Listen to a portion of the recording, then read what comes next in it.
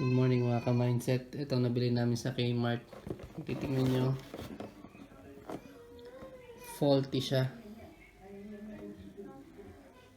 Hose don't line up. We'll have to have new hose drilled. At binibenta nila ng $5. Ang original price ay $29. So binili ko siya.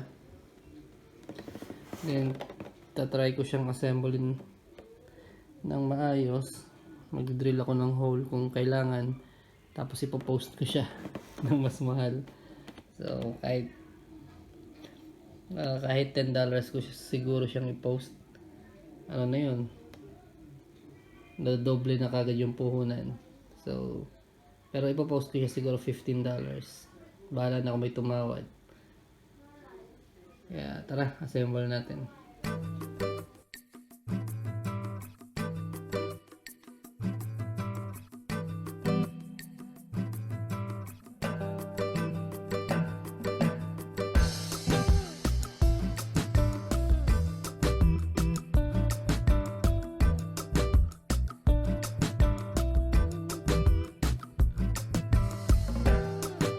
Last 4 pieces na lang, pero hindi pa ako nagdi-drill.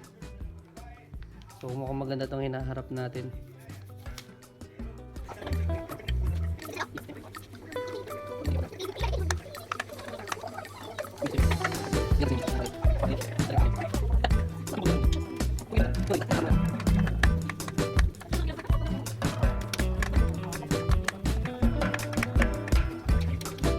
Let's go guys.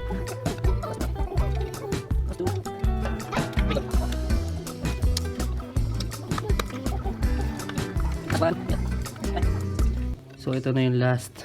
Pag ito na ikabit ko, ibig sabihin hindi defective yung nabili namin.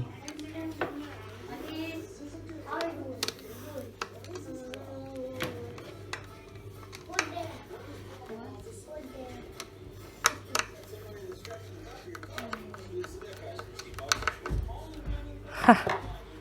Kalain mo yun. Tingnan nyo, oh. Nabuo ko siya ng walang drill na ginamit. So ito yung problema kanina. Itong part lang na to. Yung thread pala nung mismong screw niya may pintura lang. Kaya ayaw pumasok. So pinersa ko lang.